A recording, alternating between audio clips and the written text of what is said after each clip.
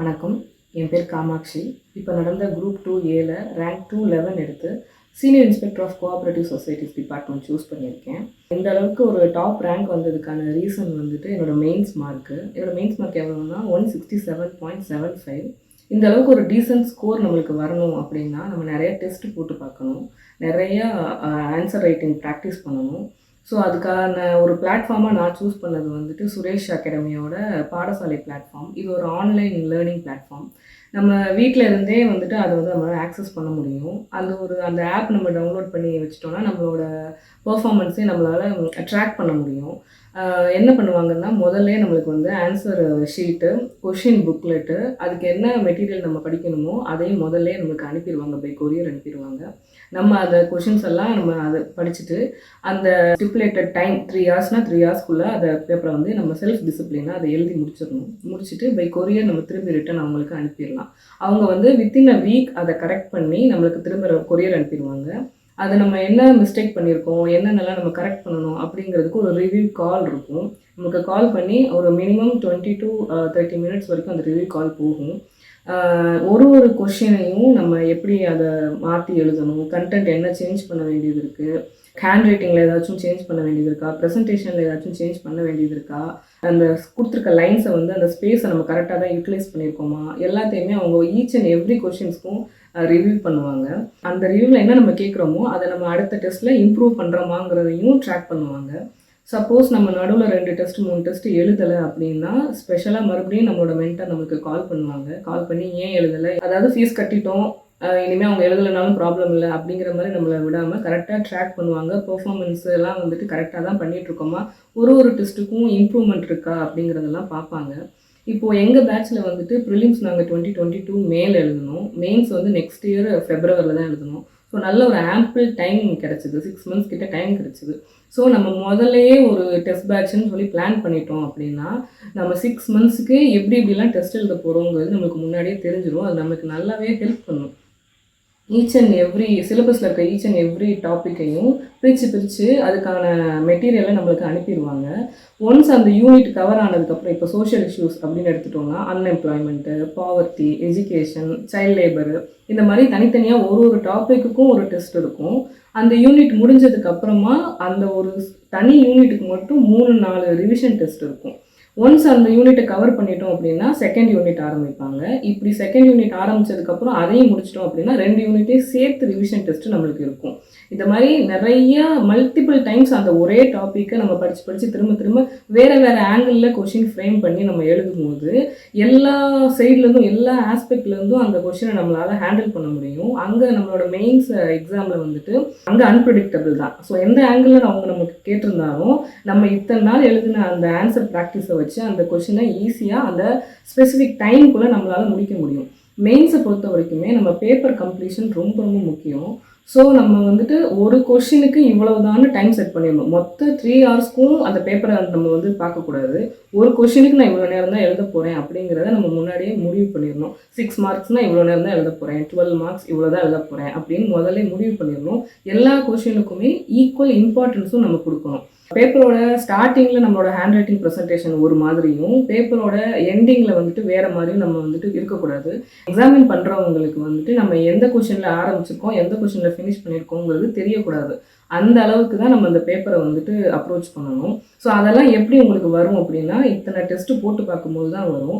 So இத்தனை number of test என்னால் எழுத முடிஞ்சதுக்கு காரணம் பாடசாலை ஆப் மூலமாக தான்.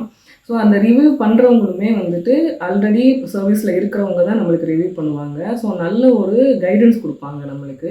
நம்ம எங்கே தப்பு பண்ணுறோம் அப்படிங்கிறத கரெக்டாக நோட் பண்ணி நமக்கு சொல்லிடுவாங்க. நம்ம தான் அதை அடுத்த டெஸ்ட்டில் இம்ப்ரூவ் பண்ணிக்கணும். அதுக்கப்புறம் அந்த கொஷின் புக்லெட்டில் எத்தனை கொஷின் நம்ம கேட்க போகிறாங்களோ அது மட்டும் நம்மளுக்கு அவங்க மெட்டீரியல் அனுப்ப மாட்டாங்க.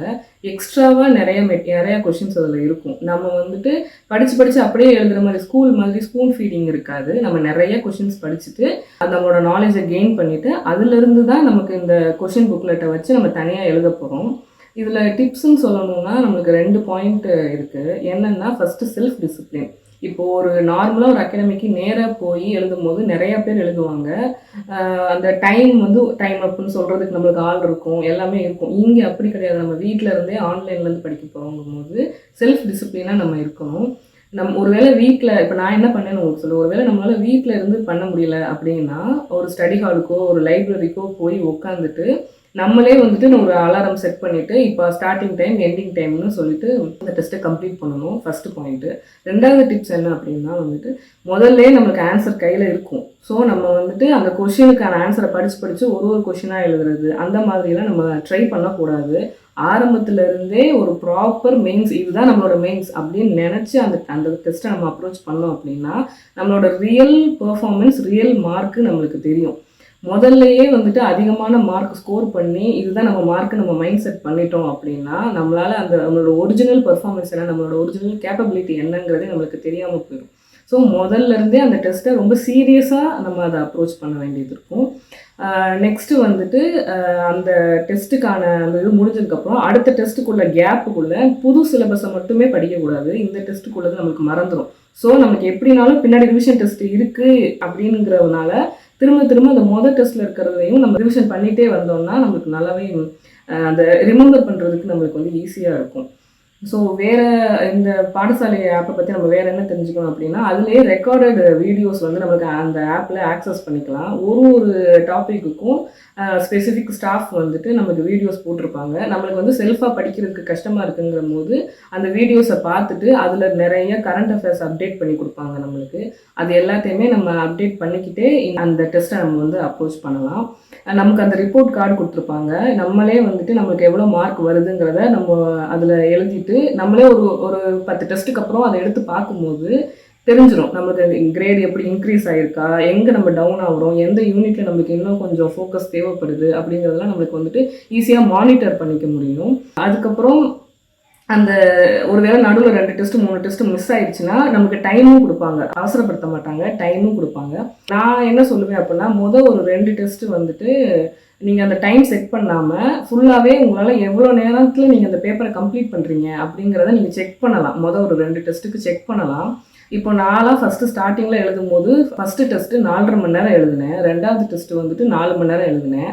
ஆனால் நம்மளுக்கு அந்த எக்ஸாமில் கொடுக்க போகிற டைம் வந்து 3 hours தான். ஆனால் அதுக்கப்புறம் அடுத்தடுத்த டெஸ்ட்டில் படிப்படியாக அது குறைஞ்சிது. அந்த 3 மணி நேரத்துக்குள்ளே எப்படி முடிக்கணுங்கிறதையும் நான் அந்த அடுத்தடுத்த டெஸ்ட்டில் நான் அதை கற்றுக்கிட்டேன். ஸோ ஸ்டூடெண்ட்ஸ்க்கு நான் என்ன சொல்கிறேன் அப்படின்னா டெஸ்ட்டு 2 டெஸ்ட்டு ஒரு வரைக்குமே நீங்கள் எழுதி பாருங்கள். உங்களோட ஸ்பீடு எவ்வளோ இருக்குது, ஒரு டெஸ்ட்டுக்கு நீங்கள் எவ்வளோ எடுத்துக்கிறீங்க, ஒரு கொஷனுக்கு நீங்கள் எவ்வளோ எடுத்துக்கிறீங்க, ஒரு மொத்த டெஸ்ட்டுக்கும் நீங்கள் எவ்வளோ எடுத்துக்கிறீங்க, அதெல்லாம் வந்துட்டு நோட் பண்ணுங்கள். பண்ணதுக்கப்புறமா ஒரு 3வது 4வது டெஸ்ட்டில் இருந்துட்டு ப்ராப்பராக அந்த 3 மணி நேரத்துக்குள்ளே எவ்வளோ முடிக்க முடியுமோ அவ்வளோத்த முடித்து நீங்கள் சென்ட் பண்ணிங்கன்னா உங்களுக்கு கரெக்டாக அந்த அடுத்த டெஸ்ட்டுக்குள்ளாட்டியுமே உங்களுக்கு திரும்பி வந்துடும் பேப்பரு. ரிவ்யூ காலும் வந்துடும். ஸோ நம்ம கரெக்ட் பண்ணிக்கிறதுக்கும் ஈஸியாகவே இருக்கும். So I highly recommend Suresh பாடசாலை அந்த ஆன்லைன் பிளாட்ஃபார்ம் வந்துட்டு வீட்டிலேருந்தே படிக்கணும்னு நினைக்கிற ஸ்டூடெண்ட்ஸ்க்கு வந்துட்டு ஒரு நல்ல ஒரு ஆப்பர்ச்சுனிட்டி. ஃப்யூச்சர் ஆஸ்பிரண்ட்ஸ்க்கு என்னோட ஆல் தி பெஸ்ட். கான்ஃபிடெண்ட்டாக அந்த எக்ஸாமை வந்துட்டு நீங்கள் ஃபேஸ் பண்ணுங்கள். தேங்க்யூ.